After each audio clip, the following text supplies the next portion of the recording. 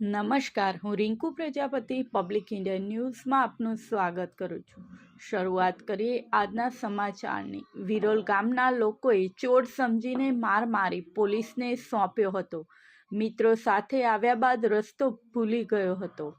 પેટલાદ તાલુકાના વિરોલ ગામની સીમમાં આવેલ કેળના ખેતરમાં ફરતા માનસિક અસ્થિર ઈસમને ચોર સમજી ગ્રામજનોએ માર માર્યો હતો। જો કે સ્થિતિ વધુ વણસે તે પહેલાં જ પોલીસે સ્થળ પર પહોંચી માનસિક અસ્થિર ઈસમને કબજે મેળવ્યો હતો અને તેનું પરિવાર સાથે મિલન કરાવી છે।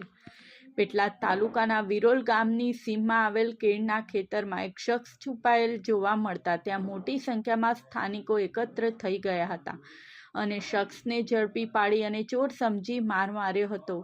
આ અંગેની જાણ થતાની સાથે જ પેટલાદ રૂરલ પોલીસની ટીમ સ્થળ પર પહોંચી હતી અને ત્યાં ગ્રામજનોએ પકડેલ નંદજી સુરેશભાઈ રાજભાર નામના ઈસમની પ્રાથમિક પૂછપરછ કરી હતી, જેમાં તે માનસિક અસ્થિર હોવાનું તેમજ ઉત્તર પ્રદેશ રાજ્યના બલિયા જિલ્લામાં આવેલ શિવપુરનો વતની હોવાનું જણાઈ આવ્યું હતું, જેના આધારે પોલીસે આ નંદજી સુરેશભાઈ રાજભરનું તેમના પરિવાર સાથે મિલન કરાવી છે। આ નંદજી સુરેશભાઈ રાજભર મજૂરી કામ કરવા માટે તેના મિત્રો સાથે રાજકોટ આવ્યો હતો અને ત્યાંથી રસ્તો ભૂલી જતા ગુમ થઈ ગયેલ હોવાનું કુટુંબી ભાઈ બ્રિજેશકુમાર અરવિંદકુમાર ચૌહાણે પોલીસ સમક્ષ જણાવી છે।